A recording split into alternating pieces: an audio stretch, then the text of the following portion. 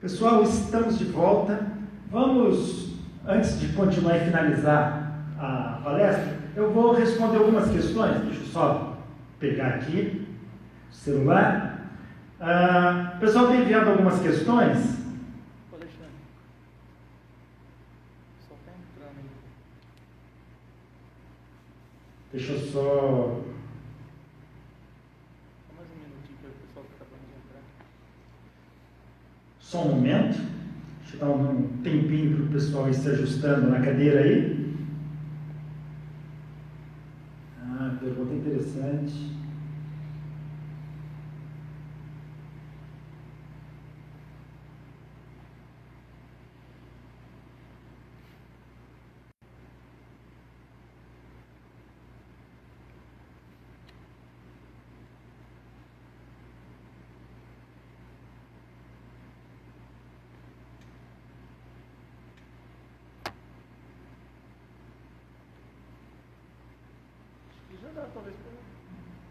Bom, vamos responder algumas questões. Surgiram algumas questões interessantes aqui.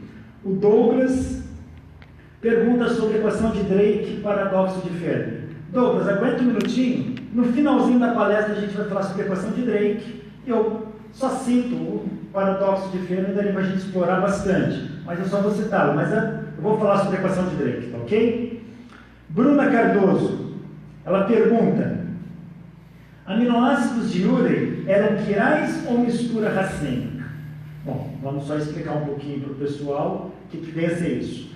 Os aminoácidos, como muitas moléculas orgânicas, elas têm a capacidade de pegar uma luz e polarizar essa luz. O que é polarizar? Fazer com que a luz vibre apenas num único plano. E ela faz isso girando essa luz para a direita ou para a esquerda, que a gente chama de polarização à direita ou polarização à esquerda, a luz polarizada.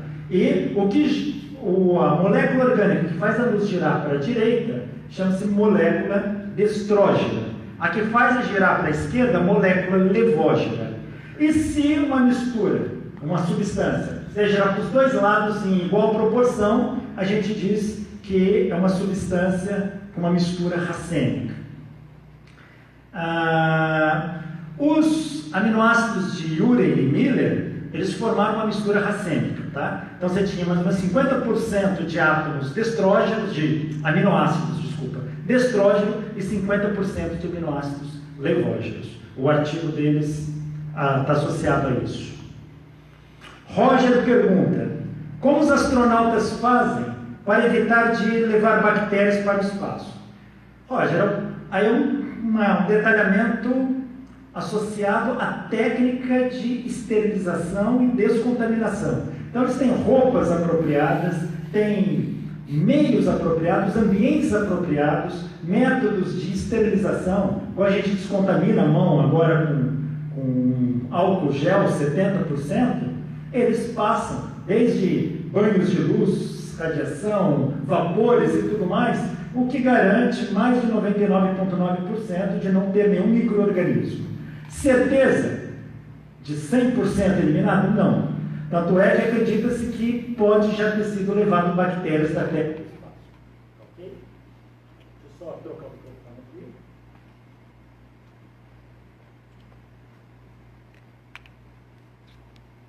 Só um momento. Então, com certeza pode ter já ocorrido contaminação de bactérias, já tiveram estudos nesse sentido, mas tem todo um processo rigoroso de esterilização e descontaminação. Porque aqui na Terra a roupa com certeza contamina. O Douglas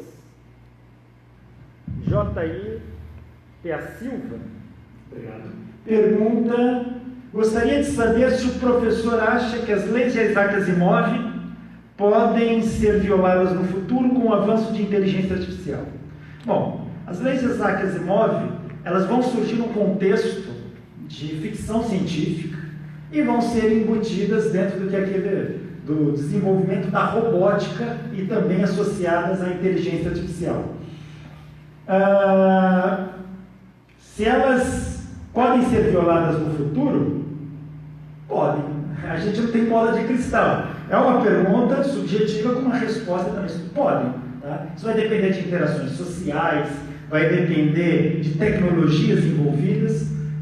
Se de fato essas leis que a gente não pode nem considerar como leis de fato, não são leis da natureza. Tá ok?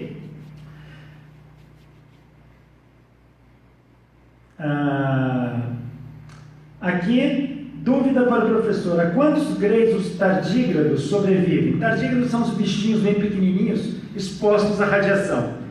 Eu não tenho aqui os dados em mãos, não vou falar um número de cabeça, mas valores muito altos, parecidos com aquela ordem de grandeza que você viu aqui do Radiolabs, que eu mostrei. Tá ok? Sobrevive muito à radiação.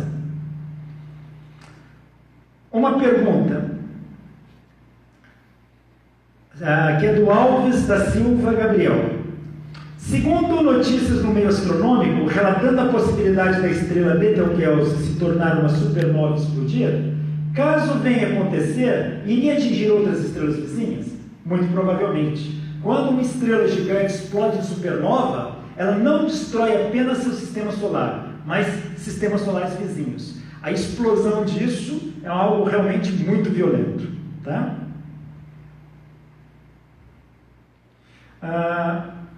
N. Arthur diz: acha possível uma ponte Einstein-Rosen transmitir vida entre dois pontos do universo?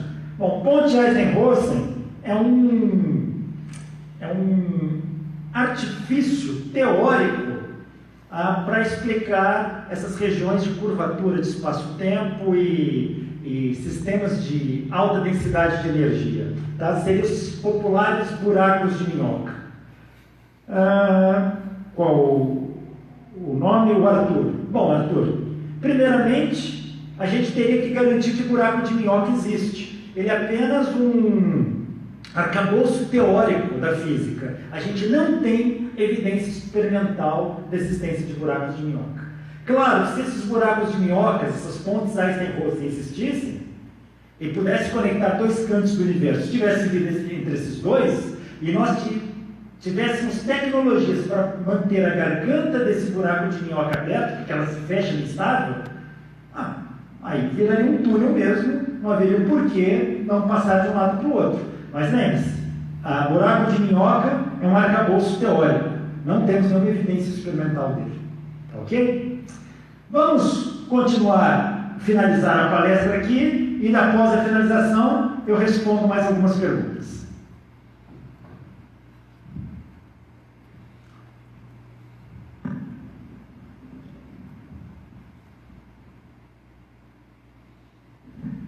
Vamos lá.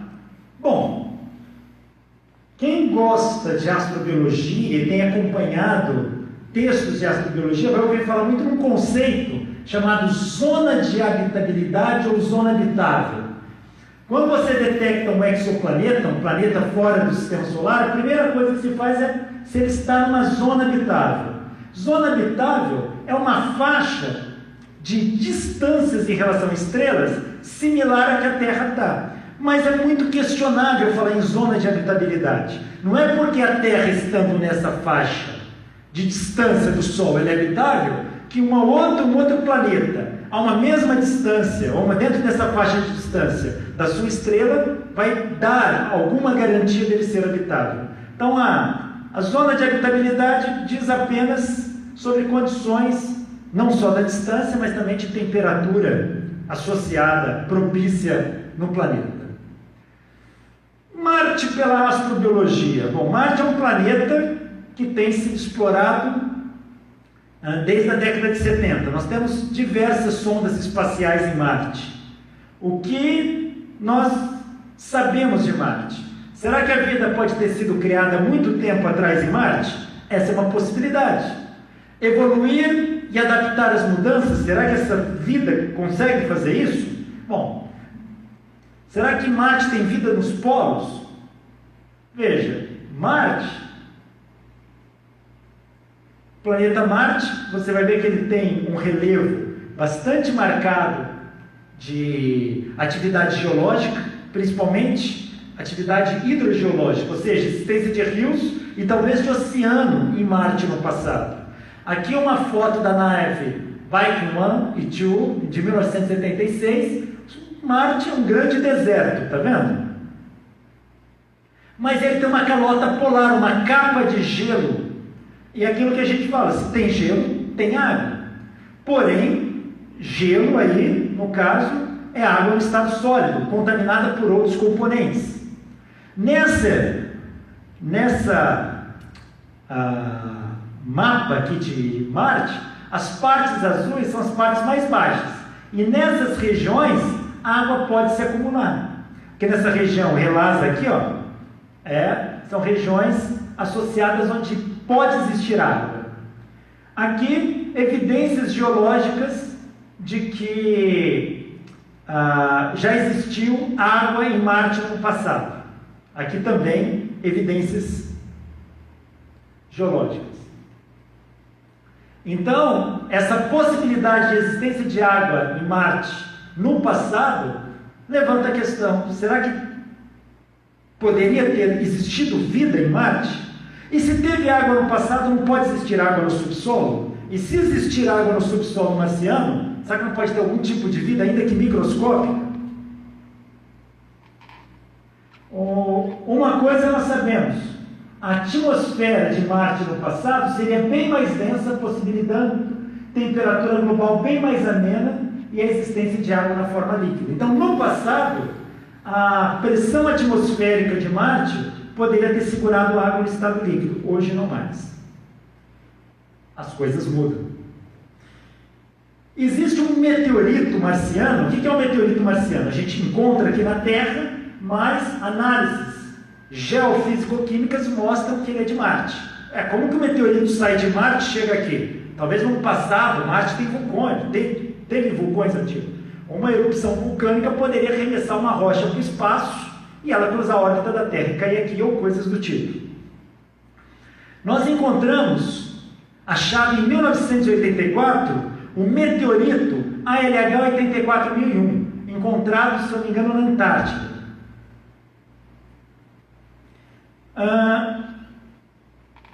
Em 1997, houve uma publicação científica mostrando que uma análise da microscopia desse meteorito mostrou bactérias fossilizadas. Então, parece que há bactérias fossilizadas na superfície desse meteorito, encrostadas nele. Se estão encrostadas, estão penetradas nele. E se ele veio de Marte, levanta a dúvida: será que essas bactérias são marcianas?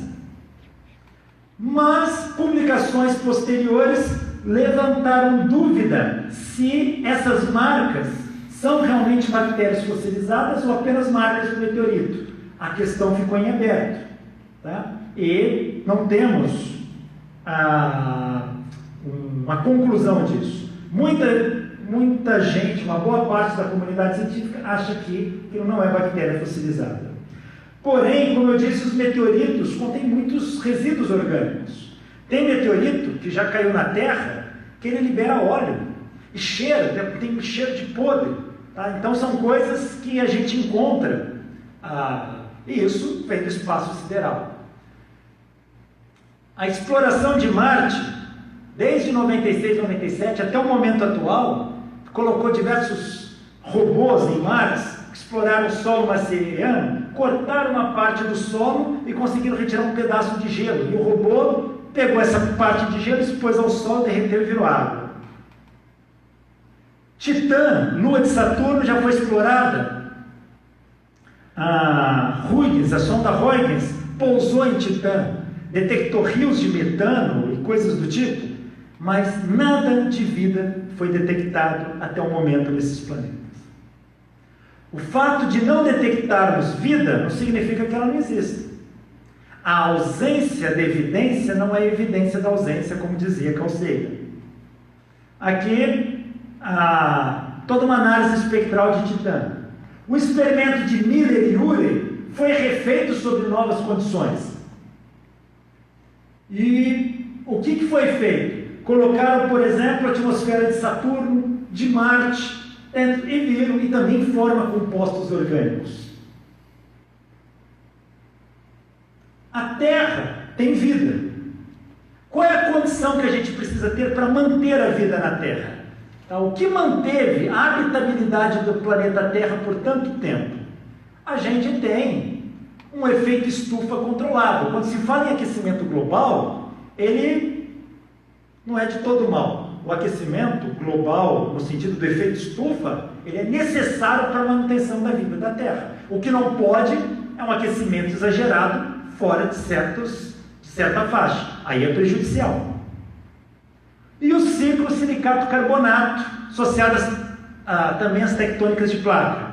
O ciclo silicato-carbonato é como os oceanos absorvem gás carbônicos. Por zonas de subducção, esse gás carbônico é levado lá para o interior da Terra no magma, em erupções vulcânicas, isso é liberado na atmosfera. Então tem absorção de CO2, emissão de CO2, esse é o ciclo silicato-carbonato.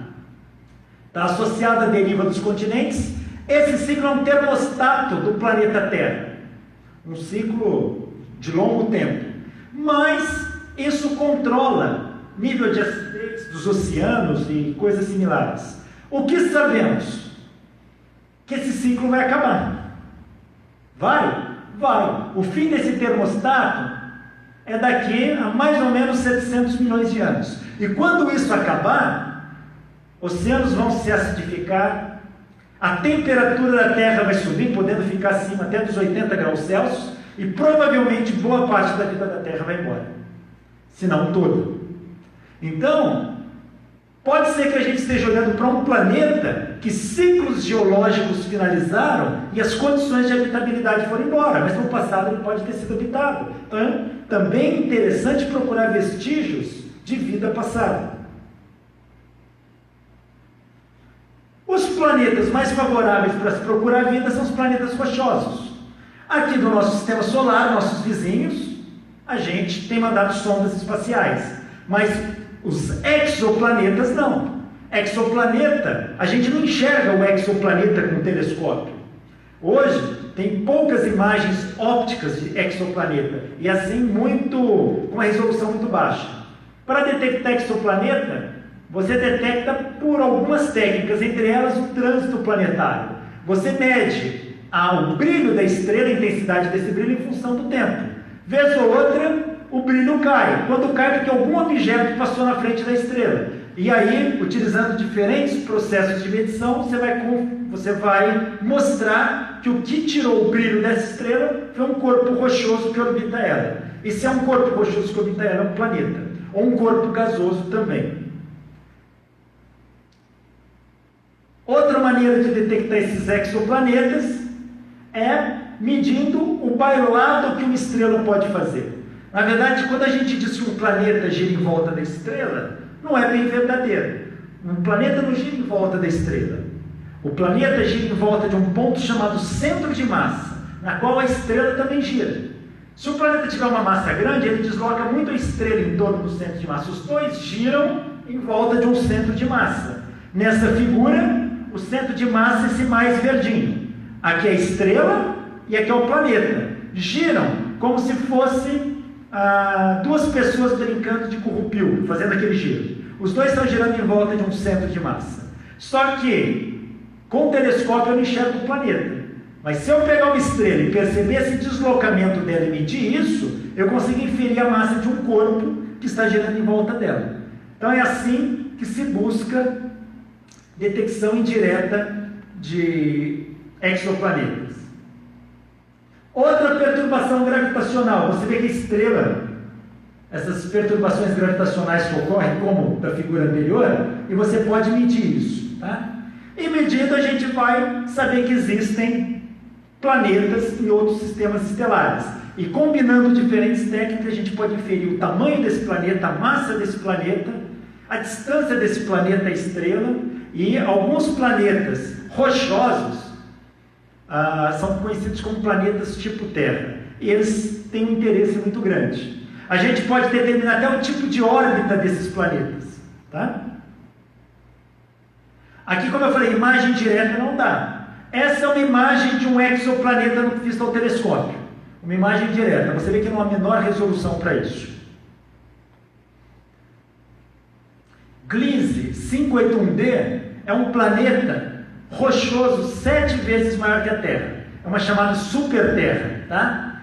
Seriam esses planetas mais propícios à vida? Muitos defendem que sim. Outros já defendem que depende. Como que está o termostato desse planeta, aquele ciclo, como o ciclo silicato-carbonato que dá as condições de vida ao planeta? Se não tiver ativo, provavelmente vida com característica biológica parecida com a da Terra não pode ter.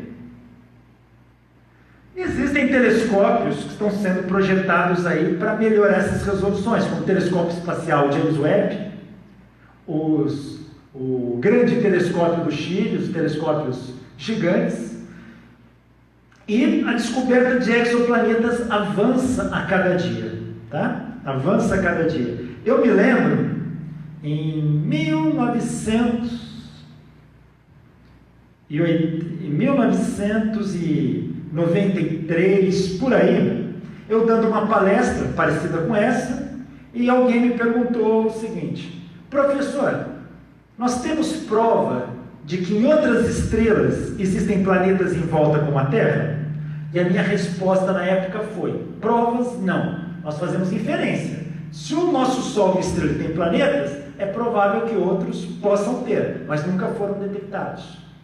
No final daquele ano, ou no ano seguinte, foi detectado o primeiro exoplaneta, ou seja, o primeiro planeta em outro sistema solar.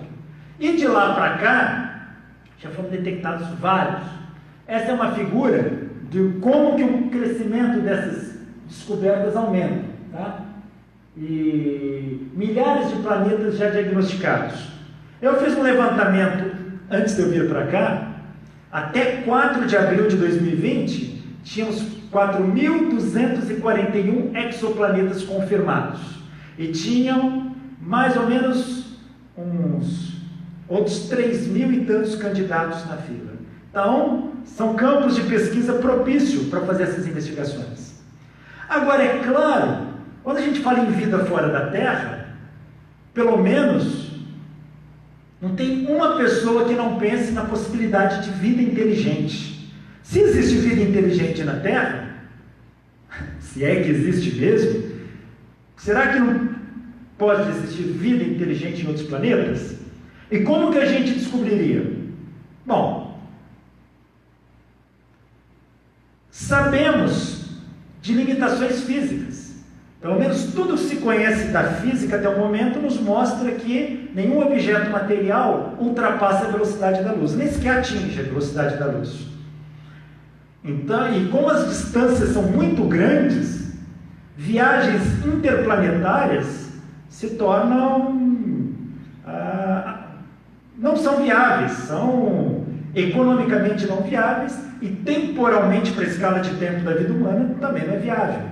Só para você ter uma ideia, com as naves mais rápidas que temos hoje, levaríamos quase 100 mil anos para chegar na estrela mais próxima, que é a Alfa Centauri, a nossa vizinha. Então, essas viagens por naves espaciais, até onde nós conhecemos, não é solução. Mas temos uma coisa que viaja à velocidade da luz: ondas eletromagnéticas, como a própria luz. Então, por que não buscar sinais eletromagnéticos vindos do espaço e emitir sinais eletromagnéticos vindos do espaço? Radiotelescópios fazem isso. Então, é possível utilizar radiotelescópios para capturar sinais vindos do espaço sideral e também emitir sinais.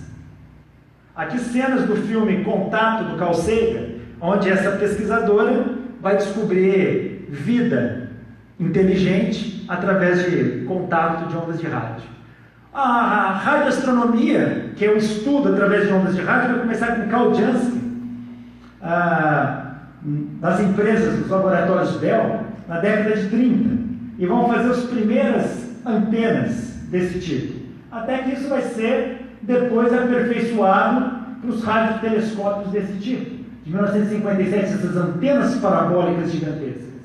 Está aqui, Green Bank, com 100 metros de diâmetro. 100 metros de diâmetro. E é claro, quanto maior o diâmetro da antena parabólica, mais radiação ela capta, melhor vai ser esse sinal. Então, o radiotelescópio tem que ser grande. E ele tem que ter janelas associadas à observação. Então, tem a ver com faixa da atmosfera, tem toda uma parte técnica, mas no fundo ele pega a radiação vinda de um astro, bate na antena, reflete, joga para um transdutor, que isso aqui vai ser capturado e convertido num sinal elétrico que vai ser interpretado no computador. Surgiu um grupo de pesquisas conhecido como SET, que é a busca de inteligência extraterrestre. O SET, na qual Carl Sagan foi um grande incentivador, chegou até a participar em alguns momentos, ele tenta buscar com sinais de rádio. Conseguiu desenvolver grandes radiotelescópios para isso. Nos anos 60 surgiu o projeto OSMO, que acabou enviando sinais de rádio para algumas estrelas a 40 anos-luz. E se eles estiverem certo, 60 anos-luz, essas ondas de rádio que eles enviaram codificadas estão chegando lá agora. E se tiver alguém que interprete isso e depois devolva, só daqui a 60, 70 anos que a gente vai saber. Mas precisa de uma computação, um tempo de computação para processar esses sinais muito grande. E o SET foi pioneiro nessa computação de compartilhamento paralelo, onde se usa computadores de todo mundo, utilizando-se como protetor de tela para tratar os pacotes de dados, o que é muito interessante. O Brasil tem um radiotelescópio, o Rádio Observatório de Itapetinga, fica em Atibaia. Aqui, alguns estudos. Veja, o radiotelescópio, só para não ficar confuso, ele não foi criado para detectar seres extraterrestres, ele foi criado para estudar ondas de rádio vindo do espaço. Nebulosas emitem esses sinais, estrelas emitem esses sinais. Mas o projeto OSMO, e depois o SET, utilizou para esse fim, busca de vida inteligente. E eles tentam detectar isso até hoje. Então eles vão fazer um mapa galáctico. O maior telescópio do mundo, até pouco tempo atrás, era o telescópio do Arecibo, em Porto Rico. Tem 300 e tantos metros de diâmetro. Hoje o maior é o da China. Acho que vai para 500 metros. E aqui coisas que esses radiotelescópios acabam pesquisando, que não é busca de vida fora da Terra. O Very Large Array, que já foi utilizado para ver se detectava sinais de vida inteligente também, Socorro, no Novo México, Estados Unidos. Mas o governo não quer investir, já inclusive campanhas debochadas como não vamos gastar dinheiro para procurar homenzinhos verdes ou coisas do tipo. Porém, o SET banca um conjunto de radiotelescópios para busca de vida inteligente fora da Terra. E como que ele faz isso? Ele quer capturar um sinal que tenha uma codificação que não seja de ruído, ou seja, algo aleatório do espaço sideral e nem algo de um fenômeno físico natural conhecido. Que passe a ter alguma informação significativa ali dentro. Então, aqui os radiotelescópios utilizados para detectar quasares. Bom, se a gente utilizar esses radiotelescópios, quais são as chances da gente encontrar um ser extraterrestre inteligente? Para isso, Frank Drake, físico, desenvolveu uma equação, que é essa aqui, uma equação bastante complicada, conhecida como equação de Drake. Que tal Frank Drake? Ele vai discutir, ele vai falar de que fatores depende a possibilidade de que existam ETs que possam se comunicar conosco. Ele põe essa equação, que é N igual a R estrela vezes Fp vezes NE vezes Fn vezes Fi vezes Fc vezes N. N é o número de civilizações com capacidade de comunicação, com capacidade de desenvolver tecnologia de comunicação por ondas de rádio. Essa seria o número total de civilizações no universo. O R estrela é a taxa de formação de estrelas. De quanto em quanto tempo nasce uma estrela? Eu preciso conhecer esse fator. Isso a gente conhece relativamente, conseguimos mapear. O FP é a fração dessas estrelas com planetas, e hoje a gente consegue mapear o espaço amostral. NE é o número de planetas com condições apropriadas por sistema planetário. Vamos falar em distância adequada, ou seja, distância adequada da estrela e essas condições físico-químicas para ele. FL, a fração desses planetas onde a vida se desenvolveu. Ou seja, se esse planeta tem tudo isso, qual a porcentagem desses planetas que a vida se desenvolveu? FE, desses planetas, qual a fração onde a inteligência se desenvolveu? O FC, qual a fração onde a tecnologia se desenvolveu? E o L, aqui da equação, é o tempo de vida das civilizações com capacidade de comunicação. Veja, os três primeiros parâmetros, o R, o FP e o NE, são condições astrofísicas que a gente pode inferir. Todos os demais são condições de inferência estatística que a gente não sabe como fazer. Você pode arriscar. Por exemplo, quantas estrelas parecidas com o Sol surgem em nossa galáxia? Isso a gente pode inferir. Uma média de uma por ano. É o nosso R estrela. Então, tem várias estrelas aí que estão nascendo. Que porcentagem dessas estrelas tem planetas? Pelo menos 5% a gente conhece que tem. Aí, então, isso a gente pode... qual é o número de planetas com condições apropriadas em cada sistema planetário? Bom, aqui eu tenho que inferir, mais ou menos um chute. Eu não tenho. Se eu for otimista, qual é o número de planetas com condições ele pode se adequar para desenvolver vida? Bom, eu posso inferir que para cada pelo menos um. Se eu for pessimista, realista, talvez, posso colocar um entre cada 10 ou mais raro do que isso. Resposta a gente não sabe, mas você pode escolher para tratar a equação de Drake. A Marte, por exemplo, poderia ser um planeta que tem essas condições, mas você não encontra nada nele. A Europa, que é a lua de Júpiter, Titã, não adianta só ter as condições. Bom, em que porcentagem desses planetas é apropriado a vida se desenvolver? Bom, aí vai depender de outro chute. Se eu for otimista, eu posso falar 100%. Se eu for realista, nenhuma. Ou uma fração ultra baixa, que 0,0, isso aqui inventado. Aí a vida se desenvolve. Em que porcentagem desses planetas com vida e inteligência se desenvolveu? Bom, se eu for otimista, eu posso falar em todos, 100%. Se eu for pessimista, posso colocar um número extremamente baixo.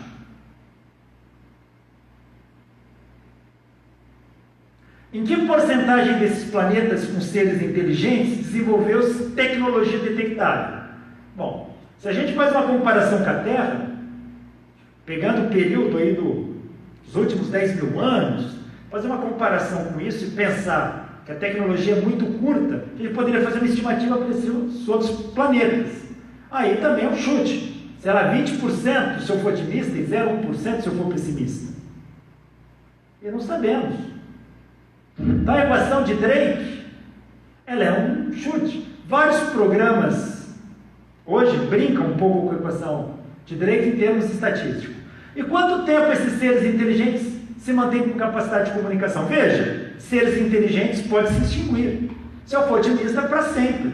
Se eu for pessimista, 100 anos. Se a gente pegar o avanço tecnológico do meio do século XX, a gente pode ser que a gente dure até 1940, 1950. Se tiver uma guerra nuclear, a gente se extingue. Enfim, se eu for otimista, eu vou considerar para sempre. Pode colocar, se for pessimista, 100 anos. Um cenário de autodestruição. Se você colocar, pegando para aquelas frações, aquele produto mais ou menos 1/30, e fazendo essas contas, se eu for pouco otimista, não pessimista, mas pouco otimista, eu fiz essas contas, o número de planetas com vida inteligente que pode se comunicar é um na galáxia. Se a gente supõe que a Terra tem vida inteligente, só temos nós aqui. Mas levando em conta que o universo físico observável tem em torno de 100 bilhões de galáxias, se em cada uma só se desenvolver um planeta com vida inteligente, ainda assim nós teríamos 100 bilhões de planetas com vida inteligente e tecnologia de comunicação desenvolvida. Bom, temos naves que já mandamos para o espaço sideral, que estão vagando por aí, como as Pioneers e as Voyagers, levando mensagens. A questão toda é: será que tem vida inteligente fora da Terra? Temos o problema de von Neumann, tá? Que ele coloca uma supernave com capacidade de se auto-reproduzir. Imagina uma nave que consiga se reproduzir, uma nave vira duas. A nave viaja para a estrela mais próxima em 100 mil anos. Chegando lá, ela se reproduz, fazendo duas cópias em 1000 anos e as envia para as próximas duas estrelas. Ou seja, ela viaja 100 mil anos, chega numa estrela, faz duas cópias dela num prazo de 1000 anos e manda para novas estrelas. E cada uma delas constrói duas cópias e assim sucessivamente. O problema de von Neumann põe: se isso acontecer, em 100 milhões de anos, a galáxia estará completamente cheia de naves, ou seja, você habitou a galáxia inteira. Se seres inteligentes têm capacidade de vir de um local para o outro, habitar como se falam com os discos voadores, era para o universo estar repleto deles. A pergunta que o físico Enrico Fermi fez, conhecido como paradoxo de Fermi: se o problema de von Neumann diz que é assim, muitos ufólogos também defendem que tem discos voadores para todos os lados, o paradoxo de Fermi diz: cadê eles? Onde que eles foram parar? Respostas: eles não existem, eles já estão aqui, ou eles estão logo ali. E se a gente brincar com o paradoxo de Fermi, com o problema de von Neumann, a gente, no fundo, não sabe em que condições, se a vida realmente inteligente está distribuída dessa maneira mesmo. Se nós formos otimistas, como eu disse, não tão otimistas, isso aqui dá 1. Se a gente for bastante otimista, a gente pode chegar em 55 milhões de planetas com vida inteligente e tecnologia desenvolvida na galáxia, usando a equação de Drake. Você fala: nossa, 55 milhões é muito. Mas se a gente distribui isso de maneira uniforme no universo, o vizinho mais próximo com tecnologia de comunicação está uns 50, 60 anos-luz daqui. Ainda assim fica muito difícil a comunicação.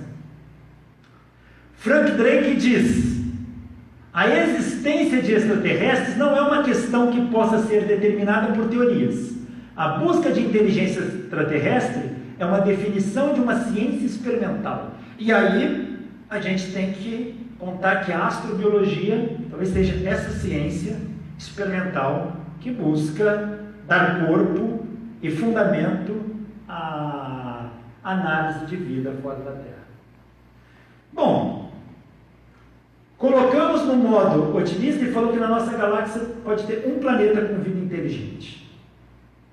Seria a Terra? Nós podemos nos considerar inteligentes? Essa é a grande pergunta. Bom, quando você olha todos os feitos humanos, tecnologias para construções de prédios, circuitos elétricos que iluminam cidades, computadores, internet, toda essa tecnologia, esse mundo que vivemos nos surpreende. Fala: poxa, o homem realmente é um ser inteligente. Mas quando observamos destruição do planeta feita pelo próprio homem, com queimadas na Amazônia, desmatamento em diversas regiões do planeta, a parte de assoreamento de rios, contaminações de rios, formando essas erosões aceleradas, ataques em guerras, como está tendo na Síria agora, como já ocorreu no Iraque, no Afeganistão, todas essas guerras com bombas, aquelas que matam milhares de pessoas, milhões de pessoas morrendo todos os dias, com a fome atacando, e 1 bilhão de pessoas no planeta Terra passando fome, vivendo em condições de miséria, subnutridos, nesse instante que está tendo essa palestra, explosões nucleares com bombas atômicas, que matam 100 mil pessoas de uma vez. Tudo isso nos faz pensar que nós devemos reavaliar a hipótese de vida inteligente na Terra. Nós temos muita capacidade, mas temos que saber fazer um bom uso disso. E eu finalizo esta palestra falando de astrobiologia com uma frase do físico e astrônomo Carl Sagan, na qual sempre me inspirou na minha formação. Quem me conhece de perto sabe o quanto que ele me influenciou. E eu gosto muito dessa frase, que o Carl Sagan diz: acho ela bastante verdadeira e ela serve de motivação para continuar aqueles que se dedicam à astrobiologia não perderem o desânimo. Carl Sagan diz: se a Terra for o único planeta habitado do universo, será um tremendo desperdício de espaço. Bom, enfim, fim. Obrigado.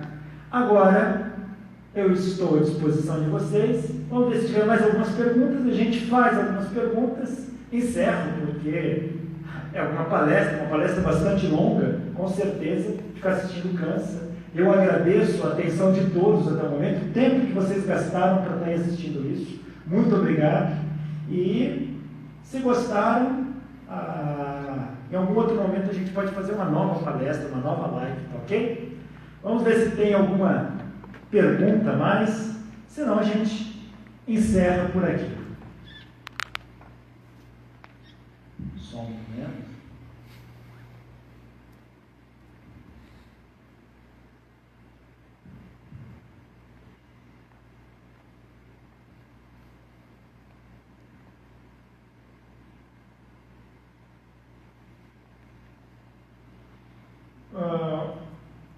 O Douglas pergunta: gostaria de saber se a astrobiologia é uma consequência do darwinismo? Bom, depende em que sentido você fez essa pergunta. Se você quer saber que esse campo de estudo surgiu porque as teorias evolucionistas corroboraram para isso, se foi essa a pergunta, sim, sem dúvida.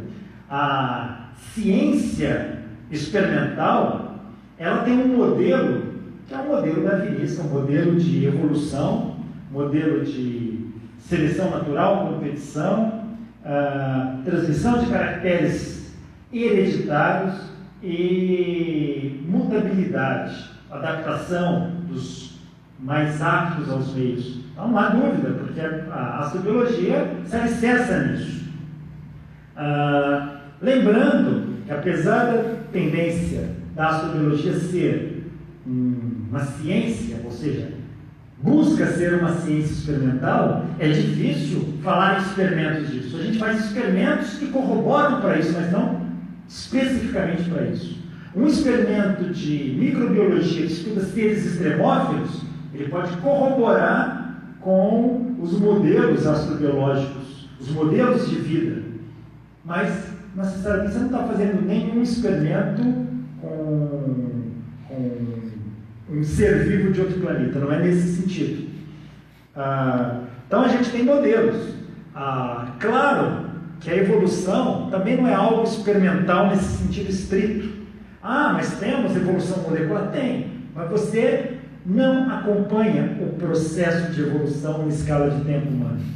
Por isso que surgem muitos outros que questionam o processo de evolução. E tem gente que briga, que eu falo hoje, todo mundo briga muito por isso. O que eu vejo é o seguinte: a evolução das espécies é um modelo. É um modelo muito forte, onde nós temos dados que corroboram para isso. Tá? As evidências são muitas a favor da evolução, mas não é uma prova científica no sentido de que algo possa ser repetido em laboratório. Não nesse sentido. Por isso que eu chamo de modelo. Mas é um modelo cujas evidências são fortes.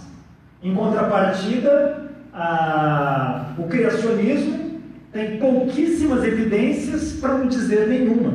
Então, quando eu coloco a evolução e criação, ou seja, os teorias evolucionistas e criacionistas, a comunidade científica quase que, numa unanimidade, adota o modelo evolucionista. E ele, logicamente, é aceito dentro da astrobiologia. Tá? A astrobiologia, nesse contexto, ela também vai buscar a ideia de evolução. Porém, é importante frisar que quando a gente fala de uma vida que se desenvolveu num outro planeta, com condições diferentes, numa química diferente, condições físicas diferentes, a gente não pode predizer como que ela se comporta. Tá bom? Tem mais alguma aí? Tá ok?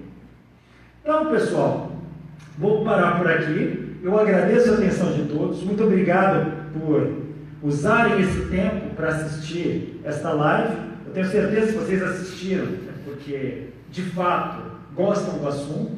O assunto é muito mais amplo do que isso. A gente pode explorar mais, mas serve como um gatilho motivacional para quem gosta disso, poder, a partir daí, se aprofundar um pouco mais.